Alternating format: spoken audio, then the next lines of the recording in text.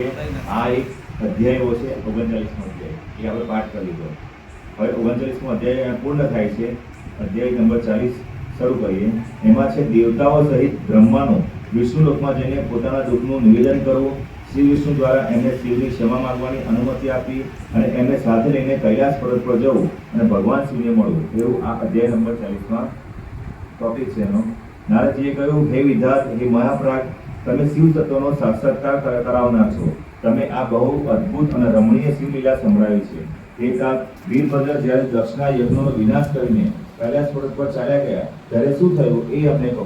એટલે હવે મૂળ જે વાત છે આપણે 37મા અધ્યાયમાં જોયું કે શિવગણ બધાને પરાજિત કરીને વીરભદ્ર પરાજિત કરીને શંકર ભગવાન પાસે ગયા, એનું આપણે શરૂ કરીએ.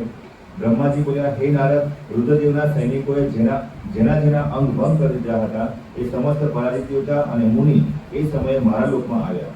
ત્યાં મને સ્વયંભૂને નમસ્કાર કરીને બધાએ મારું વારંવાર સ્તવન કર્યું. પછી જે પોતાનો જે વિશે કલેશ હતો તે પૂર્ણપણે સંભળાયો.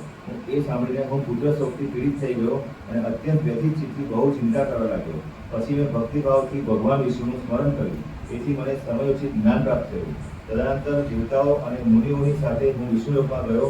ત્યાં ભગવાન વિષ્ણુને નમસ્કાર કર્યા અને વિવિધ પ્રકારના સ્ત્રોતો દ્વારા એમની સ્તુતિ કરી. એમણે મારું દુઃખ નિવેદિત કર્યું. મેં કહ્યું, હે દેવ, જે રીતે પણ યજ્ઞ પૂર્ણ થાય, યજમાન જીવિત થાય અને સમસ્ત દેવતા તથા મુનિઓ સુખી થઈ જાય એવો કોઈ ઉપાય કરો.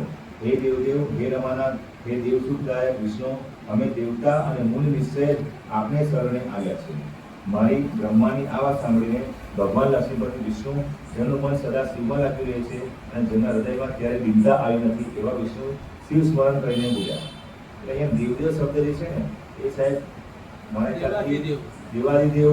દેવાદિદેવ હોત તે શિવ ભગવાન માટે હોત, અને દેવદેવ એ થી સંબોધિત થાય છે ભગવાન વિષ્ણુ. આ દેવાદિદેવ એટલે આપણે મહાદેવ. અહીંયા શબ્દ જે છે એ પ્રમાણે હું કહી રહ્યો છું. શ્રી વિષ્ણુએ કહ્યું, હે દેવતાઓ, પરમ સમર્થ તેજસ્વી પુરુષથી કોઈ અપરાધ થઈ પણ જાય તો એના બદલામાં અપરાધ કરનારા મનુષ્ય માટે એ અપરાધ મંગલકારી થઈ શકે નહીં. હે વિધાત, સમસ્ત દેવતા પરમેશ્વર શિવના અપરાધી છે, કેમ કે એમણે ભગવાન શંભુને યજ્ઞ ભાગ આપ્યો નથી.